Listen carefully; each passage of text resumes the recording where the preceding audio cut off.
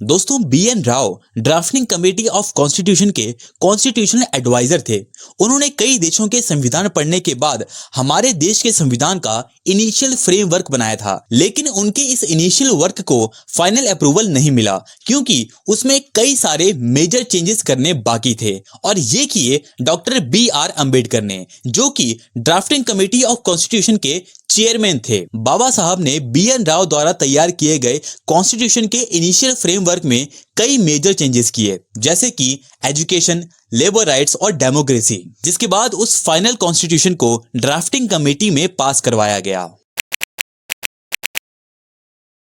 देखो, बाबा साहब ने यह कहा था कि कॉन्स्टिट्यूशन चाहे कितना भी अच्छा क्यों ना हो, अगर उसे इस्तेमाल करने वाले लोग बुरे होंगे तो वो अंततः बुरा ही साबित होगा, और कॉन्स्टिट्यूशन कितना भी बुरा क्यों ना हो, अगर उसे इस्तेमाल करने वाले लोग अच्छे होंगे तो वो अंततः अच्छा ही साबित होगा। और इसलिए बाबा साहब ने ये बात कही थी कि अगर कोई इस कॉन्स्टिट्यूशन का गलत इस्तेमाल करता है तो वो इसे जलाने वाले सबसे पहले व्यक्ति होंगे, जो कि एक बहुत ही सही बात थी। दोस्तों, आप खुद इमेजिन करो, कोई एक ऐसी चीज है जो लोगों की भलाई के लिए यूज होती है, लेकिन अगर कोई बुरा इंसान उसे लोगों की बुराई के लिए यूज करने लगे तो उस चीज को नष्ट करना ही सबसे अच्छा सॉल्यूशन होगा।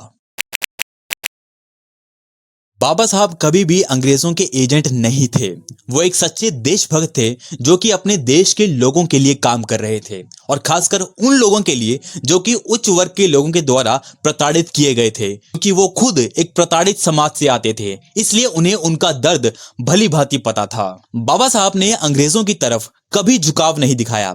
उन्होंने अंग्रेजों की हर पॉलिसी का कड़ा विरोध किया, फिर चाहे वो लेबर राइट्स हो, एजुकेशन हो या रिप्रेजेंटेशन पॉलिसीज हो। 1932 में जब ब्रिटिशर्स कॉम्युनल अवार्ड्स लेकर आए तो बाबा साहब ने गांधी जी के साथ मिलकर पूना पैक्ट साइन किया और उसे मॉडिफाई कर दिया। अगर बाबा साहब अंग्रेजों के एजेंट होते तो वो उनकी हर पॉलिसी के साथ सहमत होते और इसके साथ भी सहमत होते, लेकिन ऐसा नहीं हुआ। अंग्रेज नहीं चाहते थे कि भारत के छोटी जाति के लोगों को शिक्षा और बाकी सुविधाएं मिले, लेकिन बाबा साहब अंबेडकर उन्हें शिक्षा देना चाहते थे। अब अगर बाबा साहब अंबेडकर अंग्रेजों के एजेंट होते तो अंग्रेज भी उनकी हर बात से सहमत होते, लेकिन ऐसा कभी नहीं हुआ। बाबा साहब को ब्रिटिशर्स और भारत के एलीट ग्रुप से हमेशा ऑपोजिशन मिलता रहा, लेकिन इस सब के बावजूद बाबा साहब अंबेडकर अपनी आखिरी सांस तक अपने लोगों के लिए लड़ते रहे।